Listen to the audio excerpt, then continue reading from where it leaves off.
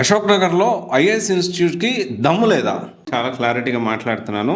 Correct me if I'm wrong. ఒక్క institute అయినా ఇలా చేస్తుంటే డెఫినెట్లీ నేను నా జీవితం మొత్తం కూడా వాళ్ళే ఇలా చేస్తూ ఉన్నారు, వాళ్ళ గ్రేట్ తోపు అని మాట్లాడతా. ఎందుకు ఈ మాట అంటున్నానంటే, నిజంగానే అశోక్ నగర్లో ఐఏఎస్ ఇన్స్టిట్యూట్స్ గురించి ఎందుకు మాట్లాడుతున్నానంటే, వీళ్ళు గ్రూప్ 1 గ్రూప్ 2 కూడా కోచింగ్ ఇస్తూ ఉన్నారు. సపరేట్ కొంతమంది మాత్రమే గ్రూప్ 1 గ్రూప్ 2 కోచింగ్ ఇస్తూ ఉన్నారు. నేను ప్రతి ఒక్క ఇన్స్టిట్యూట్ని ప్రశ్నిస్తున్నా. నేను ప్రతి ఒక్క ఇన్స్టిట్యూట్ డైరెక్టర్ని, అది గ్రూప్ 1 అయి ఉండొచ్చు, గ్రూప్ 2 అయి ఉండొచ్చు, లేకపోతే యూపీఎస్సీ ఇన్స్టిట్యూట్స్ అయి ఉండొచ్చు, అందరినీ కూడా ప్రశ్నిస్తూ ఉన్నా. ఒక్కొక్కరికి 1,00,000 నుంచి 5 లక్షలు 1 మిలియన్ ఫాలోవర్స్ ఉన్న వాళ్ళు ఉన్నారు, 3 లక్షల ఫాలోవర్స్ ఉన్నారు, 1,50,000 ఫాలోవర్స్ ఉన్నారు, 1,00,000 ఫాలోవర్స్ ఉన్నారు. దాదాపు అప్రాక్సిమేట్లీ ఒక 100 ఇన్స్టిట్యూట్లు ఉన్నాయనుకుందాం. ఎంతకాడికి నా బిజినెస్ నాకు వచ్చిందా, నా వ్యాపారం నాకు వచ్చిందా, స్టూడెంట్స్ నేను కోచింగ్ ఇచ్చానా, నా కోచింగ్ డిస్కౌంట్ ఇస్తాను, ఆన్లైన్లో ఇస్తాను, ఆఫ్లైన్లో ఇస్తాను, ఇదే కానీ అరే అశోక్ నగర్లో, దిల్సుఖ్ నగర్లో ఇంతమంది పిల్లలు వచ్చున్నారు, ఆఫ్లైన్లో తీసుకునే వాళ్ళు అశోక్ నగర్లో ఉన్నారు, ఆన్లైన్లో తీసుకునే వాళ్ళు ఇంటికాడ ఉన్నారు. అరే వీళ్ళకి నోటిఫికేషన్ రాలేదు, మన గవర్నమెంట్ ఎందుకు ప్రశ్నించొద్దు? ఏది ఏపీ గవర్నమెంట్ అయినా కానీ, తెలంగాణ గవర్నమెంట్ అయినా కానీ ఎందుకు ప్రశ్నించొద్దు? అరే ఎంతో కొంత మన వాయిస్ వినిపిస్తే, మన వాయిస్ విని అరే కొంతైనా కదలికి వస్తుంది కదా, గవర్నమెంట్లో కదలికి వస్తుంది కదా. లేదు అట్లెందుకు చేస్తారు భయ్? మస్తు హుషారు ఇన్స్టిట్యూట్ డైరెక్టర్స్ మామూలుగా లేదు. నా బిజినెస్ నాకు వచ్చిందా లేదా, నేను ఏదైనా ఇన్స్టిట్యూట్ బాగుందని చెప్తే నువ్వు వాళ్ళకి ఫేవర్గా ఉన్నావు, వీళ్ళకి ఫేవర్గా. అరే భయ్ నేను ఇప్పుడు చెప్తున్నా వినండి, నా వల్ల జాయిన్ అయిన ఒక్క స్టూడెంట్ ఇబ్బంది అయినా కానీ నా కాలర్ పట్టుకొని అడగండి, అది ఎవరినైనా కానీ నేను వదిలిపెట్టను. ఇక్కడ ఒకటే చిన్న విషయం ఏంటి అంటే, చాలా మంది కనీసం ప్రిలిమ్స్ క్లియర్ చేయకుండా యూపీఎస్సీ ఇన్స్టిట్యూట్ రన్ చేస్తున్నారు ఆన్లైన్ ఆఫ్లైన్లో యూట్యూబ్ ఛానల్స్ పెట్టి. ఇక్కడ మనం అర్థం చేసుకోవాల్సిన విషయం ఏంటి అంటే, మంచిదే, మంచి విషయమే. యూట్యూబ్లో ఫ్రీగా క్లాసులు చెప్తున్నారో, లేకపోతే ఆన్లైన్ పేరు చెప్పి ఆఫ్లైన్లో అయితే ఎంత ఖర్చు అవుతుంది, ఆన్లైన్లో అయితే చాలా తక్కువ ఖర్చుకే నేను కోచింగ్ ఇచ్చేస్తానని చెప్తూ ఉంటారు కదా. ప్రతి ఒక్క ఇన్స్టిట్యూట్ డైరెక్టర్ని అడుగుతున్నా, ఇది ఇంకోటి కాదు, ఇది జస్ట్ రిక్వెస్ట్. స్టూడెంట్స్ తరఫున నేను గవర్నమెంట్ని ప్రశ్నిస్తాను, పెట్టండి. తెలంగాణలో సీఎం రేవంత్ రెడ్డి గారు జాబ్ క్యాలెండర్ ఎప్పుడు ఇస్తారు? ఏపీలో లోకేష్ గారు జాబ్ క్యాలెండర్ అని ఈరోజు రేపు ఎల్లుండి అని చెప్పి లోకేష్ బాబు గారు మాట్లాడుతూ ఉన్నారు. లోకేష్ గారు జాబ్ క్యాలెండర్ ఎప్పుడు ఇస్తారు? లేకపోతే సిబిఎన్ గారు జాబ్ క్యాలెండర్ ఎప్పుడు ఇస్తారు? ఇంతమంది పిల్లలు అశోక్ నగర్లో అల్లాడిపోతున్నారు. ఒక పూట తినక, హాస్టల్ ఫుడ్ పడక, ఇంట్లో వాళ్ళని డబ్బులు అడగలేక వయసు మీద పడిపోతా ఉంది, ఏజ్ బార్ అయిపోతా ఉన్నారు.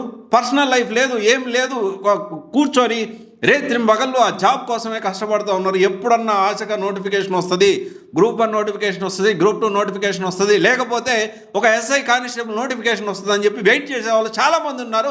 అయ్యా సీఎం రేవంత్ రెడ్డి గారు అని చెప్పి వీడియో రిక్వెస్ట్గా చేయొచ్చు కదా, ఇంకా జనాల్లోకి వెళ్తుంది కదా. స్టూడెంట్ ఇంకా మీకు కూడా బిజినెస్ అవుతుంది కదా. ఒకవేళ బిజినెస్ పర్స్పెక్టివ్లో ఆలోచిస్తే నోటిఫికేషన్ వస్తే ఇంకొంతమంది ఎక్కువ మంది జాయిన్ అవుతారు కదా మీ దగ్గర పిల్లలు. అలా ఎందుకు ఆలోచించట్లేదు? ఒక్క ఇన్స్టిట్యూట్ కూడా మాట్లాడదు. ఎంత కాడికి నాకు అడ్మిషన్లు అయినాయా, ర్యాంక్స్ వచ్చినాయా, నేను యూపీఎస్సీ ర్యాంక్స్ వచ్చినాయి, ఓయమ్మో టపాసులు పేల్సిన 1 1 2 2 3 3 4 4 వేసుకోగలిగిన వాళ్ళు, ర్యాంకులు కొనుక్కునే వాళ్ళు, లేకపోతే ఈ మాక్ ఎంట్రీస్ వచ్చిన వాళ్ళు ఏమో ర్యాంక్స్ వేసుకున్నారు, హడావుడ్ చేశారు. అది కూడా చేతకానాలు ఏంటంటే, ఎవరైతే ఈ ఇన్స్టిట్యూట్లో ర్యాంక్స్ వేసుకున్నారో వాళ్ళ మీద కూడా ఏడవడం చేతకానాలు. ఇక్కడ అర్థం చేసుకోవాల్సిన విషయం ఏంటి అంటే, దమ్ము ధైర్యం ఉంటే అని నేను మాట్లాడిన, కానీ స్టూడెంట్స్ పట్ల చిత్తశుద్ధి అనేది ఒక ఉంటే ప్రతి ఒక్క ఇన్స్టిట్యూట్ డైరెక్టర్ని నేను క్వశ్చన్ చేస్తూ ఉన్నాను. మీరు స్టూడెంట్స్ తరఫున మీ వాయిస్ వినిపించండి, జాబ్ క్యాలెండర్ గురించి ప్రశ్నించండి. జాబ్ క్యాలెండర్ కాదు, నోటిఫికేషన్ రావాలి. ఇప్పుడు జాబ్ క్యాలెండర్ అయిపోయింది. తెలంగాణలో సీఎం రేవంత్ రెడ్డి గారు జాబ్ క్యాలెండర్ ఎప్పుడు ఇస్తారని అడగండి, రిక్వెస్ట్ చేయండి, తప్పేం లేదు కదా.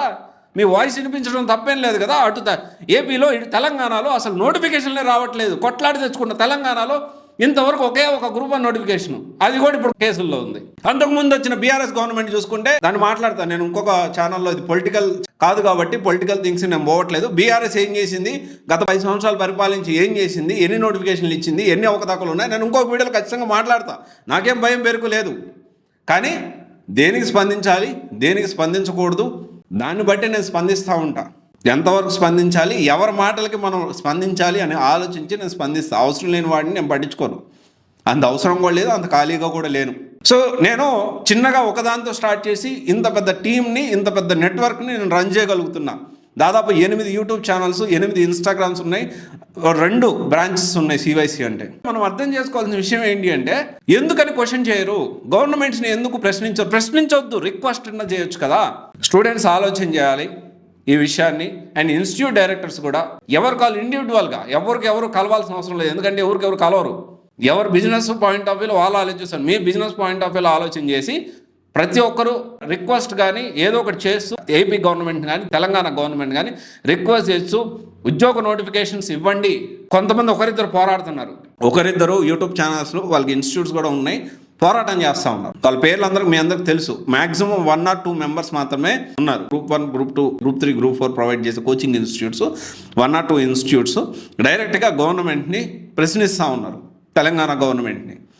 అది మనం చూసాం కూడా, వీడియోస్ కూడా చూస్తూ ఉంటాను నేను కూడా. సో ఇది ఒకసారి ఆలోచన చేయండి ఇన్స్టిట్యూట్ డైరెక్టర్స్కి. ఇది మీకు నిజంగా చిత్తశుద్ధి ఉంటే స్టూడెంట్స్ తరపున మాట్లాడండి, క్వశ్చన్ చేయండి, అడగండి, రిక్వెస్ట్ చేయండి. Thank you.